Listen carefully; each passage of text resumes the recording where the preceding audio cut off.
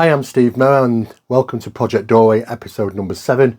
And in this episode we're going to be looking at the ancient monatomic powder, the UFO metamaterial analysis, and about the stuff that's been learned from alleged alien implants. So when discussing about monatomic powder, there's various information out there and some conflicting information as well.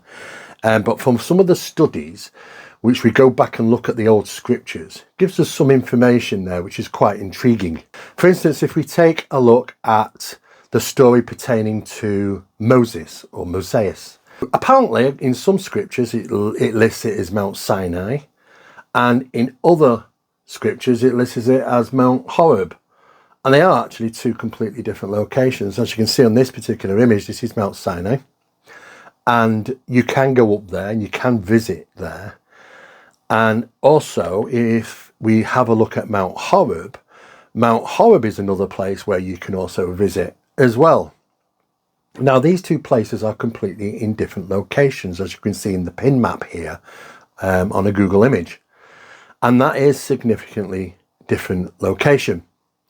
Now, we also have listings of the Serabit, Al-Qidim, and the Hathor Temple.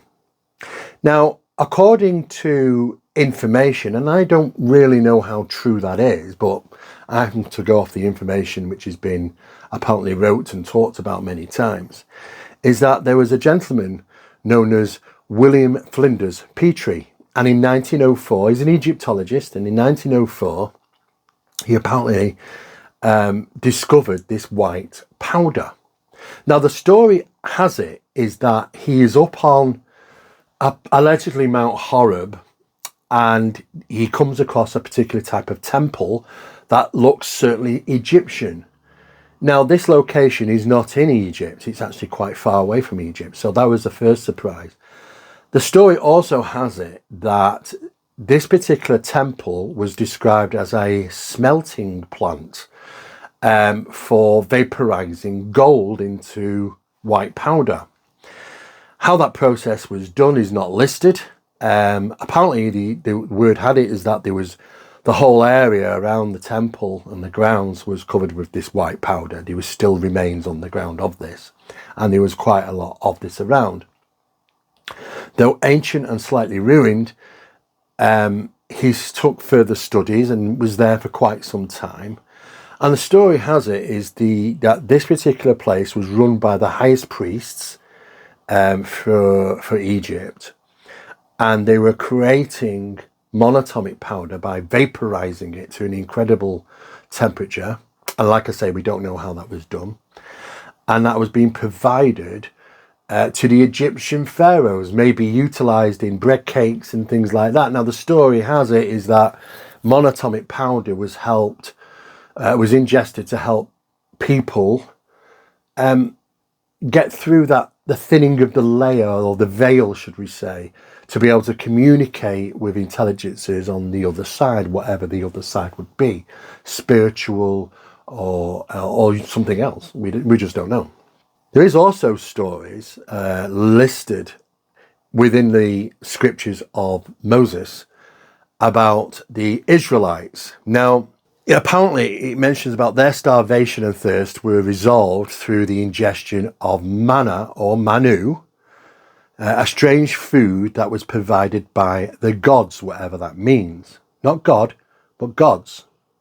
The word manna, interestingly enough, in Hebrew means spiritual nourishment. Now, the story has it is that they were starving and close to death. They traipsed through the desert for miles and miles. Moses went up into the mountain, and during this process of communicating with something, well, he come back down. Obviously, he found out, according to the scriptures, that angered God because they'd had this golden calf created and they were worshipping it. But there's another part of that story that the heavens provided, the gods provided this nourishment which they could ingest, and it resolved their problem of thirst and starvation, and they managed to survive. whatever this particular substance was. It was described as being white, interestingly enough. It's also written that when Moses descended Mount Horeb to find the Israelites worshipping this golden calf, that the deity he was in communication with was absolutely furious and wanted to smite Moses' brother, who was apparently associated with the creation of this golden calf, which they were now worshipping. Not worshipping the god or gods, but this golden calf. And wanted to smite his brother, and apparently Moses was said to, I don't know if he taught God out of smiting his brother, but that was a real problem which he was faced with. And of course, the other stories linked to Moses is that he came down from the mountains with the Ark of the Covenant. And apparently it was supposed to have been manufactured or created up there on the mountain, and it was brought down to the Israelites. As you can see in this image, this is supposed to be a representation of what the ark actually might look like. Now, what's interesting about this is that there are many references of this so-called authentic Ark of the Covenant being in a number of different locations. One of those is said to be the Church of Our Lady Mary of Zion. But I don't think that's the case whatsoever. I think it's just a fanciful story. There has been some videos and information out there where people have gone, and it doesn't look a highly secure location if they've got the ark in there. There's a couple of guards, there's a minimum fencing, there's no high-tech security. It just doesn't cut it for me.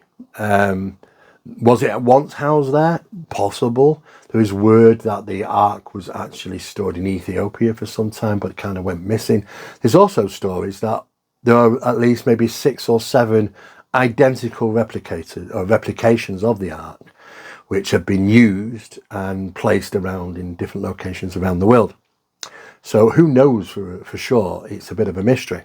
Now, according to biblical scriptures, the ark was said to be 4.4 feet in length and 2.5 feet in height and 2.5 feet in depth.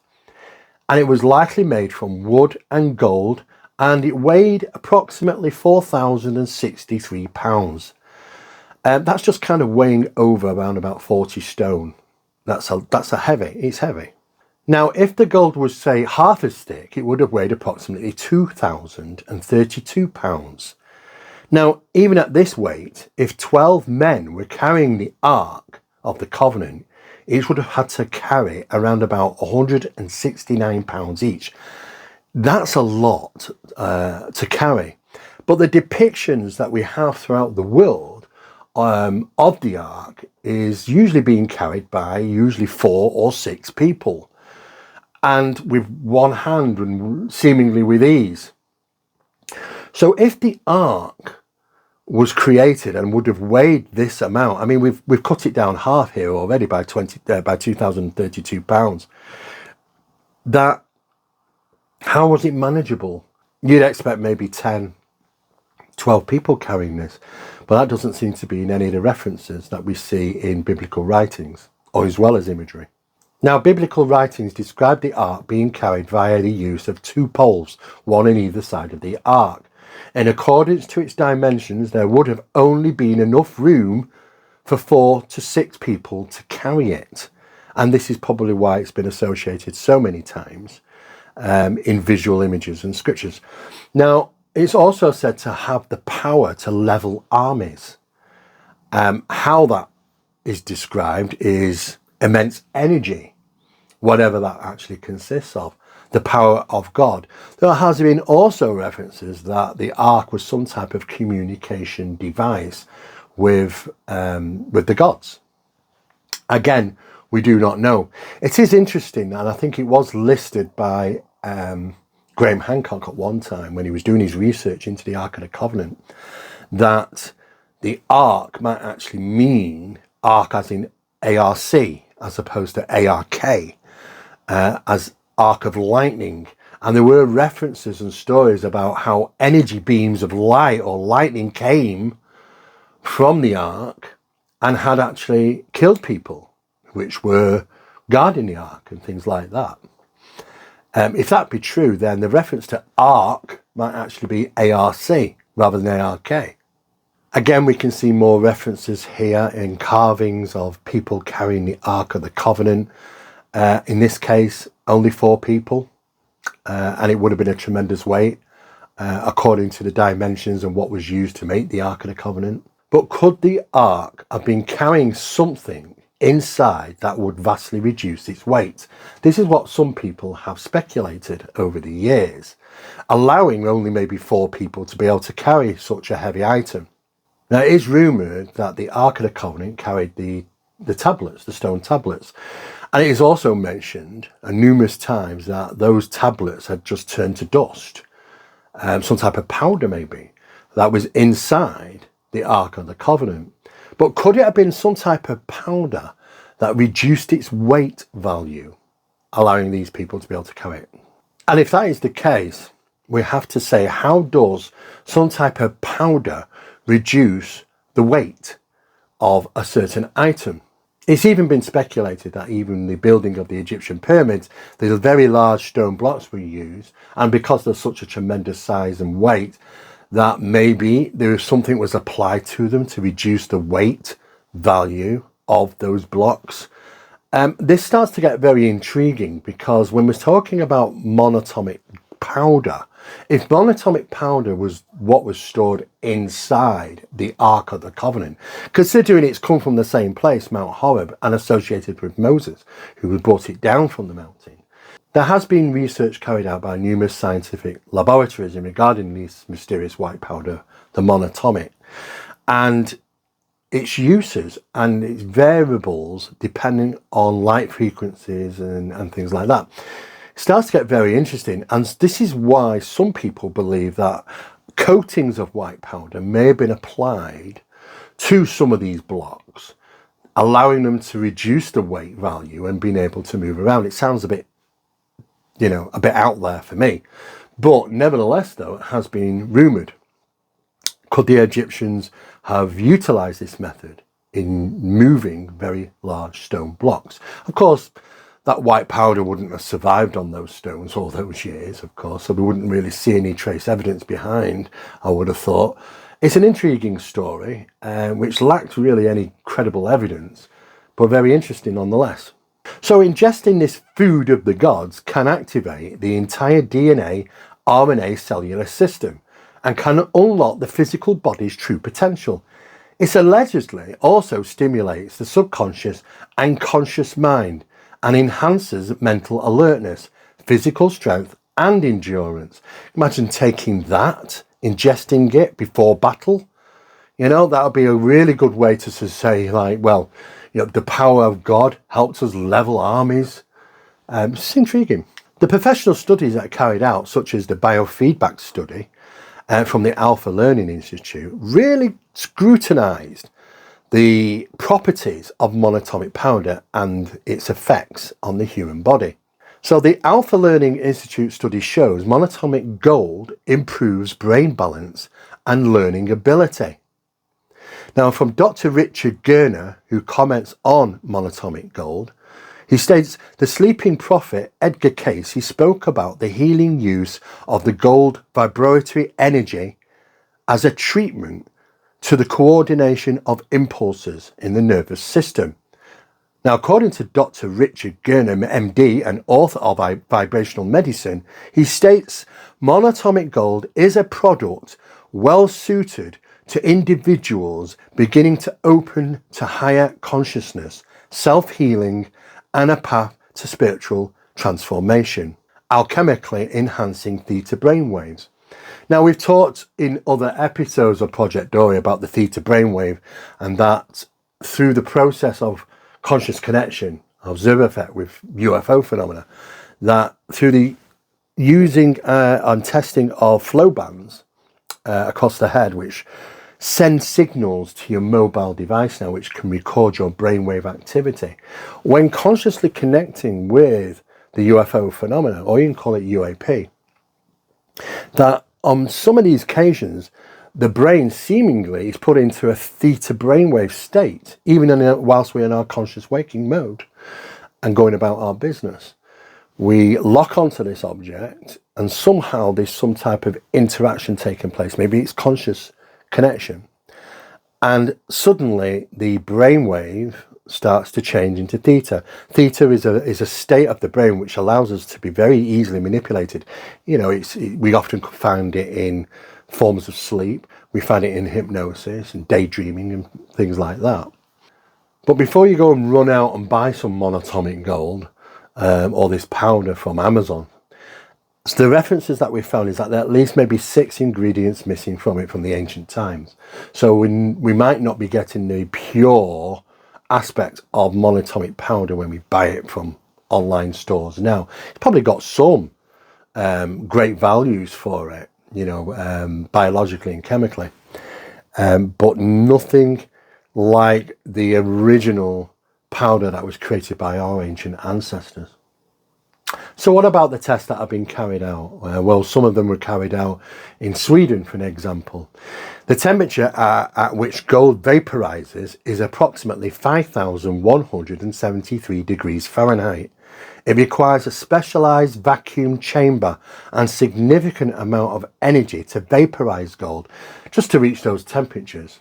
However, taking it from its liquid gold state to suddenly a flash and vaporizing it and becoming this white powder is a whole different process, which requires incredible amounts of heat.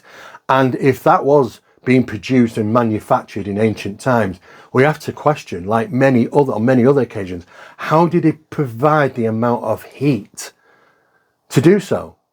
We do know our ancient ancestors were utilizing tremendous amounts of power of heat, because we can see the evidence in vitrified stone around the world, where some of these chambers have been literally are like glass or mirror finishes, where huge amounts of temperature and polishing has been required, where rock is seemingly melted and fused together. We've seen this countless times around the world. So what did the scientists report? Scientists reported a blinding flash of light, and what remained from the liquid gold was a white powder that looked to be levitating a few millimeters above the stone bowl. Now, these stone bowls are quite big and they're heavy, and they have to use these specialized stone bowls because it's made from a certain type of stone that can withstand incredible temperatures, because everything else would kind of melt, wouldn't it? What are you going to contain the gold in? What are you going to vaporize it in? A container. These stone bowls are used.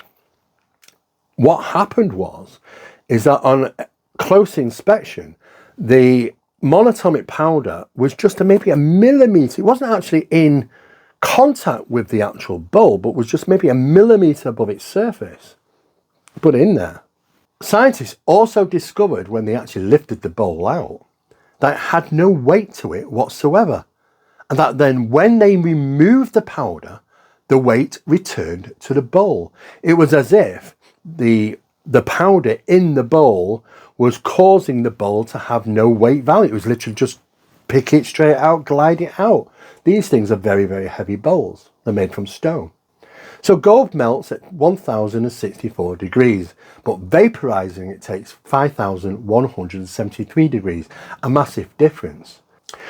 During tests carried out on this white powder, scientists noticed something peculiar. When applying a certain frequency of light in the terahertz frequency range to the powder, around 43% of it actually visually disappeared and only returned once the frequency of light was removed. Now, it was theorized that the light source caused some of the powder to temporarily phase to another reality. It's the only thing the scientists could come up with. Maybe some of this is phasing to another reality that we're not visually seeing. It was there though, because apparently we were able to push a pencil through it and could feel the force being applied as if something is there, but it wasn't visually visible. It wasn't there for them to see until they removed the light frequency, and then the powder was seemingly seen again. Now, these are all very interesting facts, and I find them absolutely fascinating. This information has been circulating for quite some time, but how true is it? How true is it that these scientists actually conducted those experiments and these are the results? if it is, it kind of fits in with other things we are hearing about the substance of metamaterials and terahertz frequencies and light being applied to them, which causes weight differentials. We have seen these sorts of things in other scientific documents associated to the study of UAP or UFO metamaterials and the subject matter in regarding monatomic experiments. Now, there are many names for monatomic powder. You know, it could be Manu or Mana, and there's many other names. The Philosopher's Stone, for an example. And associated to times when our ancient ancestors had priests working for the hierarchy, such as the kings and the queens and the pharaohs. It was only a higher secret that that it passed down from the production line to the priests, to the pharaohs. This was not something that was supposed to be given to the average general public. It was meant to be for the pharaohs or the highest of the highest. There are some people that reference these particular types of images, Egyptian writings and hieroglyphs, where they seemingly are holding what they believe is monatomic powder, and other references to this as well in Egyptian times. Now, it is interesting because there's some people that refer to looking into Egyptian writings and seeing the word Ka. Now, Ka is said to be a vital force, and it's needed to get to the afterlife, is what the Egyptians said. That this is some type of spiritual transport that takes you to the afterlife or through the veil, through to somewhere else, utilizing Ka. It is theorized. Some people have theories that that is the Ka associated with like the transport today when we say car from carriage, car carriage. I don't know. It's just I don't find much evidence of it. But there has been a number of references to the Lord's Prayer, and that some people believe that it's more associated to Egyptian pharaohs, for an example. And this is the example that they give. It says, "Our fathers," instead of "our Father," "throughout the heavens," instead of heaven, "hallowed be their name." It would have been there because it would have been God's, not God. "Thy kingdom come, thy will be done." Now, if we are talking about a pharaoh here, or a young pharaoh, for an example, they might refer to "thy kingdom would come." "And forgive us our trespasses as we forgive those who trespass against us. And lead us not into temptation, but deliver us from evil. For thine is the kingdom, the power, and the glory." What power? What glory? And what was daily bread? It is interesting that there's been a number of references to muscat. Muscat is the Egyptian name for apparently monatomic gold, or monatomic powder, should we say, which was ingested. And apparently it was made for the pharaohs and put into bread cakes. And the bread cakes were said to have been kind of cone-shaped, interestingly enough. How true that is, I really don't know, but there's been a lot of references about this around. Were the pharaohs ingesting monatomic powder in these bread cakes to be able to converse through the veil with the other side, with intelligences, the gods, whatever these things be? And it ends obviously with the wording Amun, not Amen, because actually it was supposed to be Amun, and Amun is an ancient Egyptian deity. It's also listed that Amun is the creator, whatever that be. But there are other references from that time. If we even look back to the days of the Sumeria, and they're referencing to the crucifixion of Christ, or the crucifixion, should we say, of Christ. The referencing to crucifixions was already in Sumeria, long time before the crucifixion of Christ. And as you can see in these images here, there's references to that in ancient Sumerian archaeology and artifacts that have been discovered. Has been other references. We take a deep look into the Vatican and the symbolism, because symbolism seems to be a major source. We look at the Pope, and he wears a fish hat. The fish hat is supposed to be associated to the Sumerian gods, these mysterious deities or people. And it's still referenced today. Even the staff, the Sumerian staff, used by the Pope. The Ankh and the crucifix are very similar, maybe one of the same thing, through Egyptian times through to current times. And many other different references that we find and practices in the Vatican.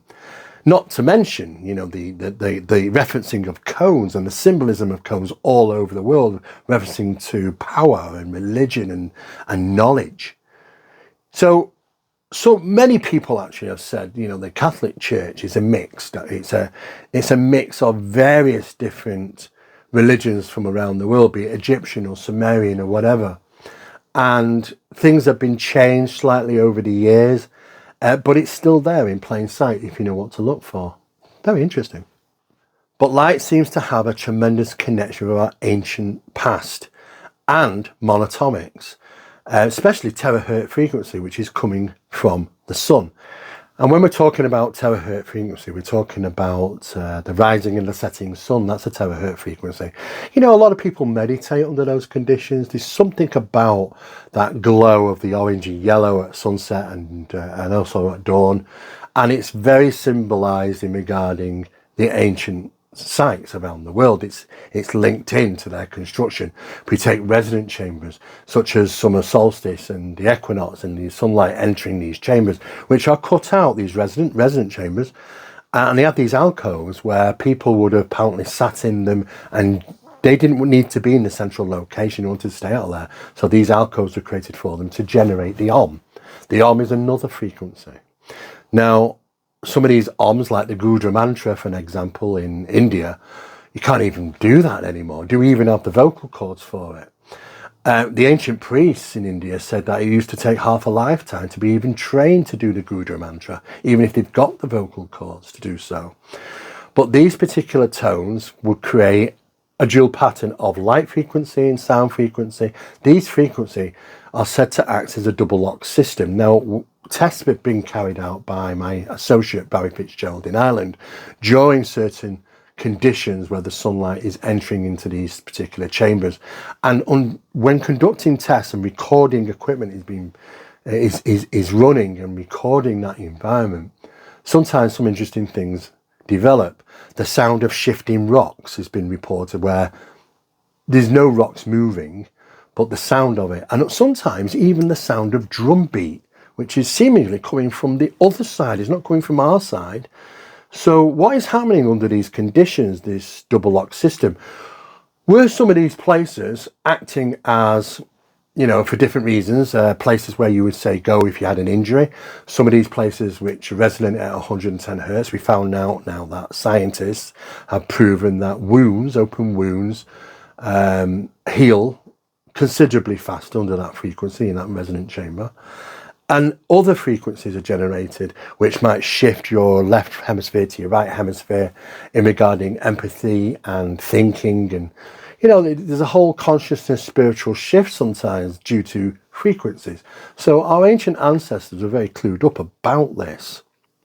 So these double lock systems might be able to be activated under certain conditions where experiments can be taken place. And this is what Project Doorway has been doing for some time in the work with Barry Fitzgerald and a number of ancient sites around the world, not just in Ireland. This was one experiment that took place. This is one of his photographs, and it was taken on the summer solstice. And as you can see, sunlight, vibration, frequency and timing is everything. This is another photograph from Barry inside a resonant chamber during these experiments. Quite often we find a central location where someone would be sat inside this chamber, the sunlight coming in, the Om being generated and then being affected. Maybe they are taken through the veil, thinning of the veil, to be able to communicate. We don't know if, I think it's very speculative that they're going to physically disappear. But it's interesting when we're talking about monatomic powder disappearing, or 43% of it disappearing under certain light frequency in the terahertz range. But I do think they were probably there physically, but conscious wise, what were they experiencing? Who or what were they communicating with? I've travelled to Ireland and been in a number of these places with Barry, and they are absolutely fascinating. And you have to take into consideration, these are older than the pyramids themselves. That age-old stuff goes back even further, back to Sumeria and Iraq and places like that, where people came over. Now, we don't know what type of civilization, ancient civilization was in Ireland, but they're seemingly mystical and under unusual languages. So when we talk about UFO metamaterials, there's been a number of them which have been analysed over the years. Sometimes we've shown things with deformations and cracks on them as if it's come from an impact site where seemingly the evidence points to high energy, high impact, where there's been damage on these items.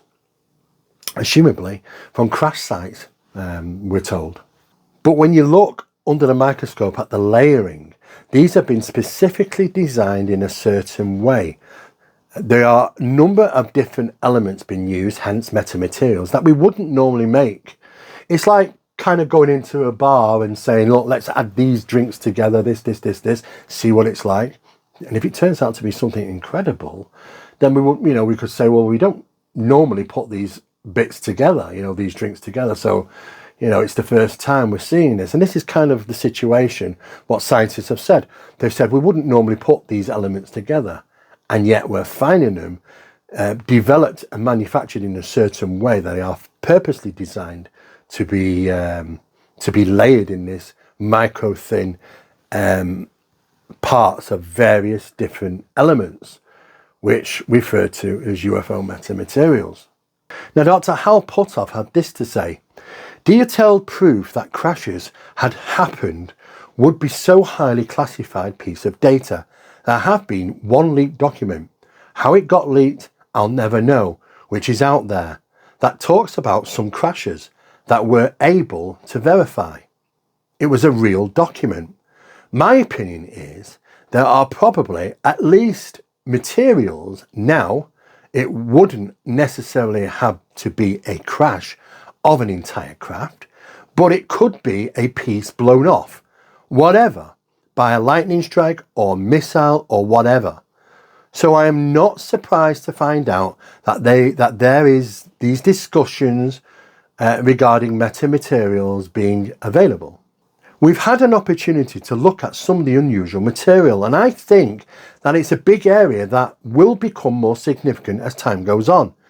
And the interesting thing about it was that I couldn't figure out a very complex material.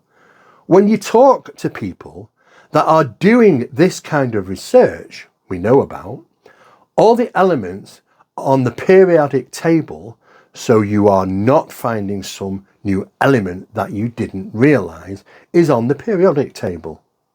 In other words, what he's saying here is that they're not finding things which are extraterrestrial in origin, they're finding things of earthly origin.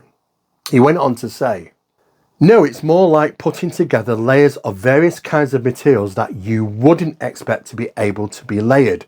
And the result at the end of the day is that it has certain unusual characteristics that you wouldn't have predicted in advance. So that is the kind of thing that to the physicist is the most interesting.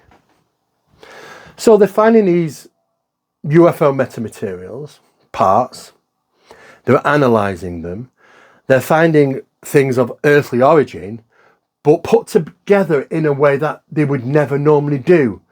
And finding that there may be some very interesting properties when you do have these things put together. But nonetheless, they have to be manufactured somehow. So who or what is manufacturing them? This is an alleged extraterrestrial piece of metal from the bottom of a wedge-shaped craft in the late 1940s, made of 26 alternating layers, 1 to 4 microns of dark bismuth, and 100 to 200 microns of silver magnesium zinc alloy. Each of the 6 pieces received from the US Army source were formed with a curvature that tapered. This piece was photographed by Tim Bauer. Now, what's interesting here is that, again, they're saying all these particular elements found are earthly origin, just that they're highly unusual. And sometimes it's the purities of them, the purities of what these metals are, which makes it very interesting. As you can see, these materials consist of 29 to over 80 layers made up of microns of dark bismuth, silver, magnesium, zinc alloys and a number of others, some of which are tapered and have curvature, some don't. Numerous alloys can be found here on Earth. Some extraterrestrial elements have been identified as obscure purities. I'll come back to that. The materials are atomically aligned, and scientists have theorized that the manufacture of such material may have been carried out in a weightless environment. I'll come back to that. These materials, or these metal alloys, were somehow created in a way that is similar to 3D printing and acts as superconductors. So that's an interesting point, superconductors. We keep hearing about superconductors in association to UAP studies and advanced aeronautical technology. I also want to come back to this reference of numerous alloys can be found here on planet Earth. Some extraterrestrial elements have been identified as obscure purities. What extraterrestrial elements? In fact, when we went back to try and study where are these details about extraterrestrial elements, we couldn't find any. So how did this information just suddenly pop up from nowhere? Weren't people asking, well, the questions that need to be asked? What extraterrestrial properties are you referring to? You know, what evidence have you got that anything in these items that have been found and analysed have things in them which are not earthly in origin? In fact, the story was quite the opposite. We found zero evidence to support that there was extraterrestrial isotopes or purities found. There is also this second reference of, that they theorised that these things might have been made in a weightless environment. It's a theory. We don't know how they're actually manufactured.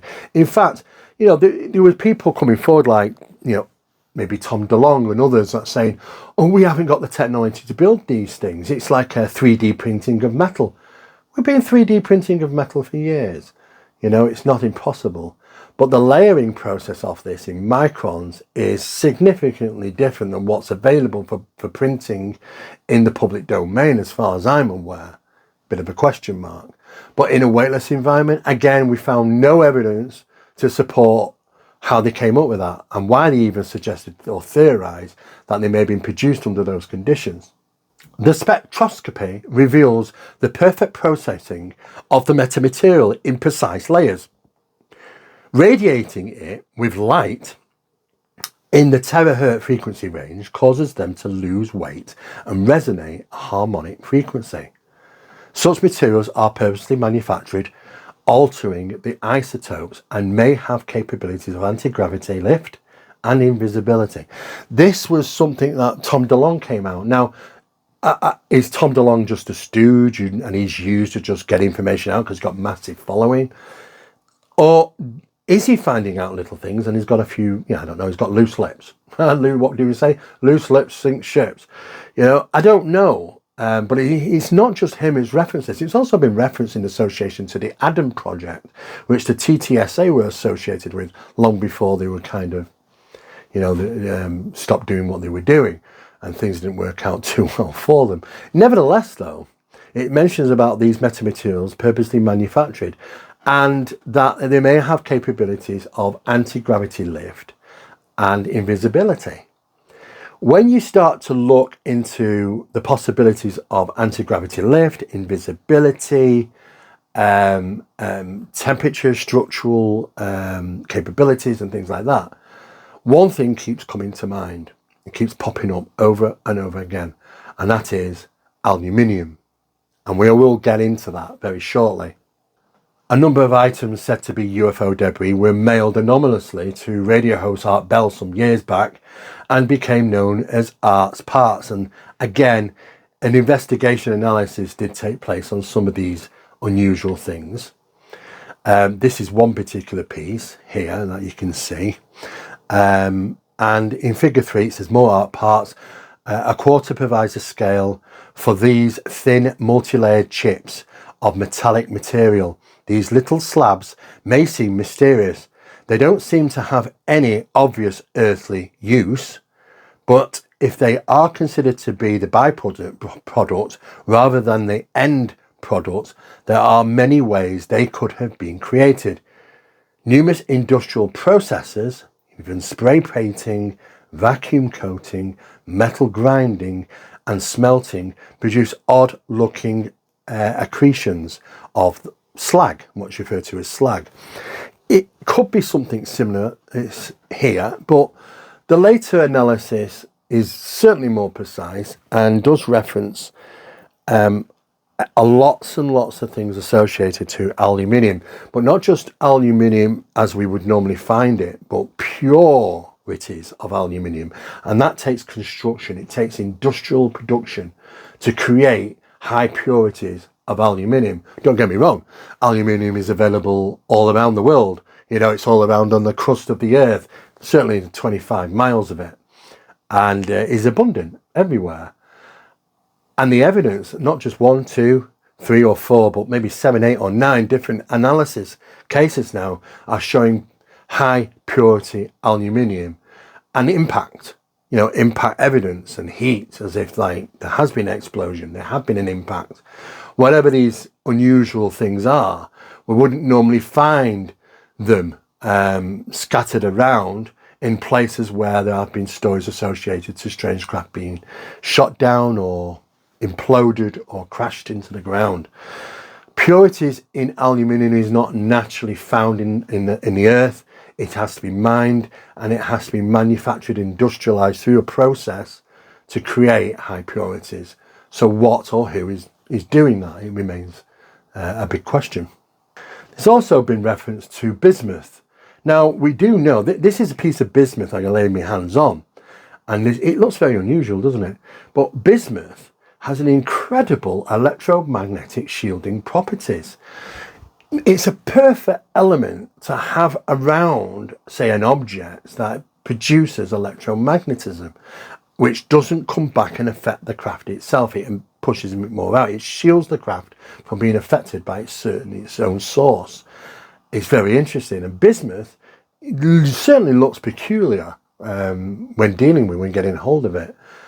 But it is found in many analysis reports of these strange UFO metamaterials. Now, when I reference again that we have been 3D printing metal for quite some time, this is just a reference to researchers outline the physics of metal 3D printing. This has been going on for quite a number of years. In fact, very complicated pieces of metal can be 3D printed very easily now. We have special machines that can do that.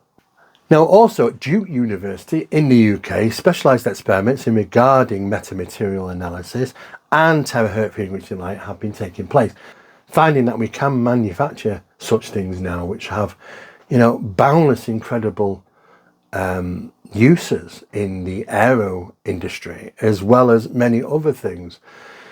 The terahertz frequency of light applied to metamaterials is certainly being worked on in universities and by numerous other facilities around the world secretly in regarding aviational technologies. But where did that information come from?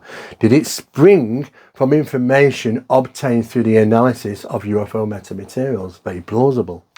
Metamaterial is an artificial material that we make with a bottom-up approach. A metamaterial we can make by taking a piece of metal and winding it into a shape that looks like a C pattern. That metamaterial will respond in a certain way to light. And based on how many windings we make and the size of that C resonator, we will get a prescribed response to electric and magnetic fields. So some of my research is focused in the terahertz range of the electromagnetic spectrum. In June 2007, a significant report was put together from the research carried out at Hessdalen in Norway, where numerous strange lights have been seen in the valley. Now, they've been recorded, they've been filmed, they've been analysed. There's lots of people, specialists and scientists that have been regularly visiting that location over years and conducting analysis. However, we were initially told that, oh, it's just kind of Earth-like phenomena. This is not Earth-like phenomena. In fact, the Hessdalen lights have also been seen to be firing pencil beam lights down to the ground. Whatever these are, they seem to be intelligent. Sometimes they seem to take formations or, make certain constructs in the sky.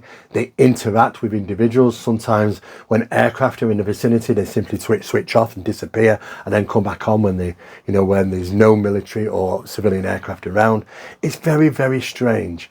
What we can say is that from the report, there was referencing to terahertz frequency, and that some of these objects are seemingly outputting tremendous amounts of watts, and in the terahertz frequency range. They're like miniature suns. This is what they've been described as sometimes, miniature suns. What is it that terahertz frequency and these UAP or UFO phenomena have in common?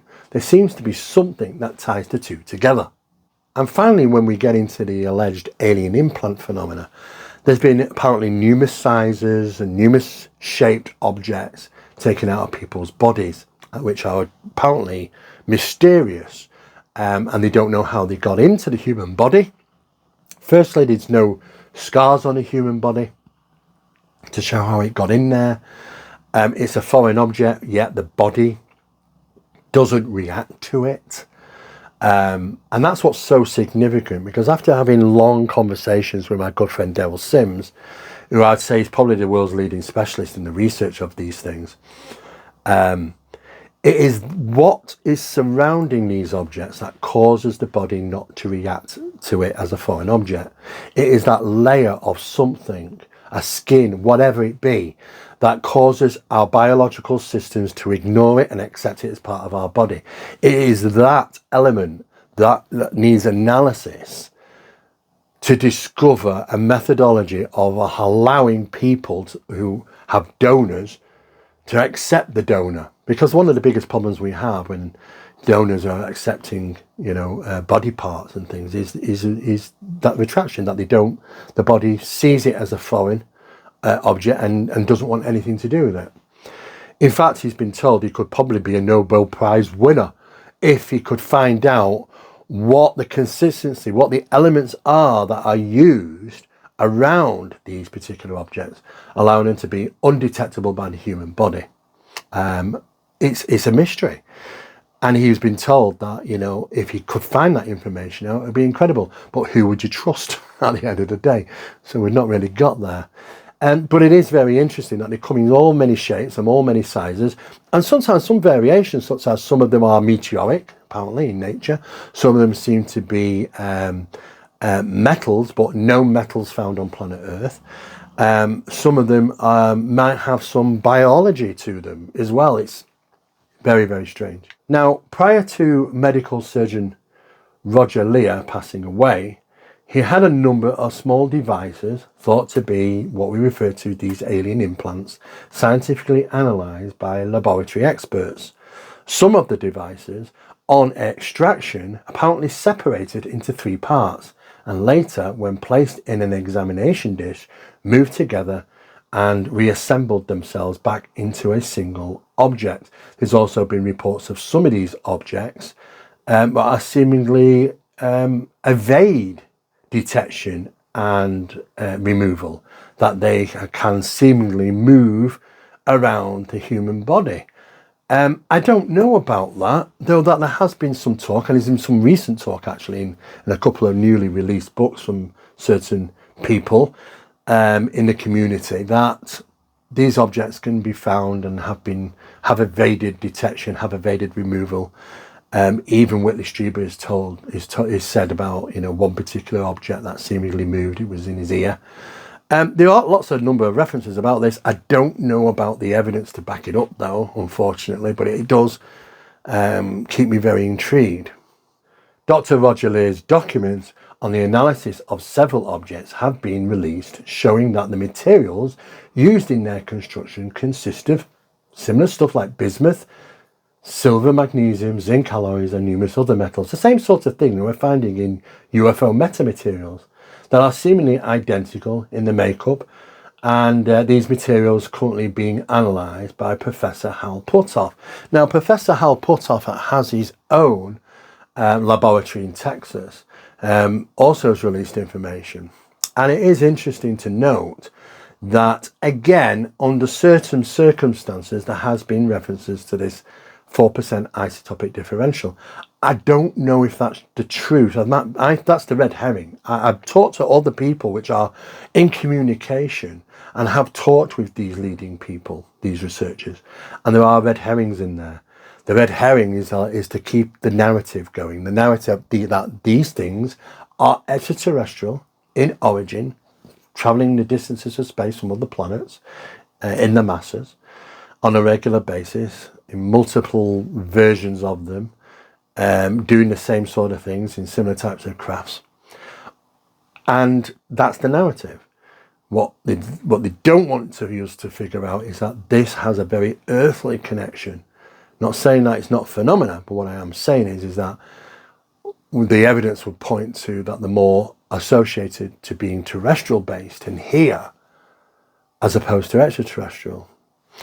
You know, it's a fascinating theory, and the elements of these things under analysis, when we start to check them, are showing consistently the same sort of things between UFO metamaterial and alleged alien implants.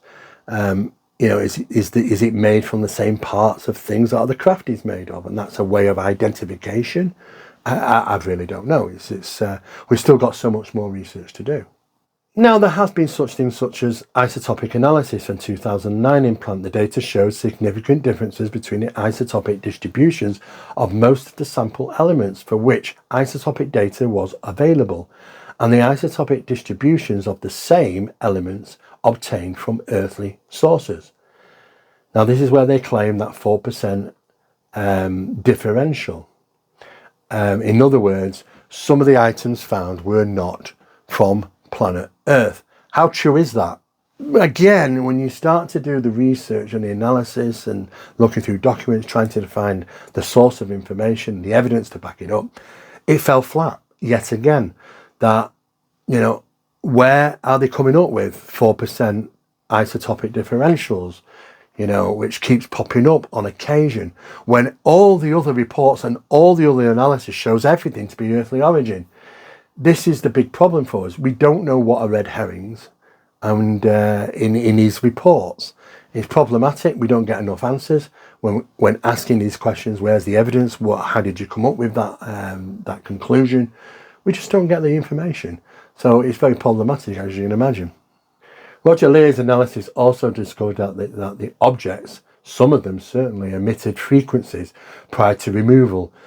Now, there were two frequencies coming out of one particular object, which was 137.7 megahertz and 0.5 terahertz.